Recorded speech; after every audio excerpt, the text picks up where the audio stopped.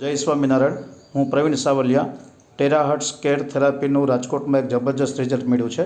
આપણે દર્દીને જ પૂછીએ. શું નામ તમારું બેન? ઉર્મિલાબેન. ઓકે, તમારે કયા વિસ્તારમાં રહેવાનું રાજકોટમાં? રાજકોટમાં મીરાનગર 3. ઓકે, અને શેની તમને તકલીફ હતી? મને ગોઠણની બહુ તકલીફ હતી. બેસી ન શકાય. બેસતું તો 15-20 કડાકા થાય અને અગ્નિ થાય કે કાળી બળતરા થાય એવું થતું હતું. બરાબર. બીજું પગમાં સોજાઈ ચડી ગયા તેવું હતું? પગમાં સોજા ચડી ગયા હતા. એ છે નહીં, અત્યારે સારું છે. દુખાવો થતો હોય કેટલો? દુખાવો હવે નથી થતો પગમાં. બરાબર. ટૂંકમાં થેરાપી લ્યો છો એને લીધે એ દુખાવો સાવ નથી થતો ને અત્યારે? ના.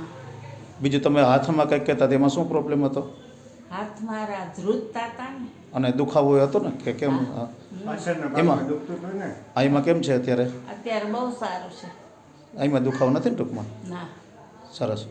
એટલે ટૂંકમાં આ થેરાપીને લીધે તમને સંતોષ છે ને? હા હા. ટૂંકમાં યસ, આ તમારો વિડીયો ઘણા બધા દર્શક મિત્રો સાંભળશે. એને તમે શું કહેવા માગો છો થેરાપી વિશે? કે આ થેરાપી નવી છે અને કાંઈ આપણા શરીરને અડતી નથી, કાંઈ નુકસાન કરતી નથી, એટલે લેવા જેવી છે મારા ખ્યાલથી તો. સારું, તમે તમારી માહિતી આપી એ બદલ આભાર. હવે યસ, તમને પણ કંઈક દુખાવો હતો કે શું તકલીફ હતી? ઘૂંટણમાં. બરાબર. એને લીધે શું પ્રોબ્લેમ થતો? વોકિંગમાં તકલીફ પડતી હતી અને ગોઠણ સતત દુખે જ રાખતું હતું. આના હજી 4 ઓલા ડેમો લીધાથી એકદમ રિઝલ્ટ સારું મળી ગયું છે. અને હું આ ઉર્મિલાબેન કે છે એનો હસબન્ડ છું અને મને એ ગોઠણમાં બહુ સરસ સારું રિઝલ્ટ મળેલું છે. થેરાપીનું કોઈ નુકસાન નથી, કોઈ આડઅસર નથી ને કોઈ મોંઘી નથી.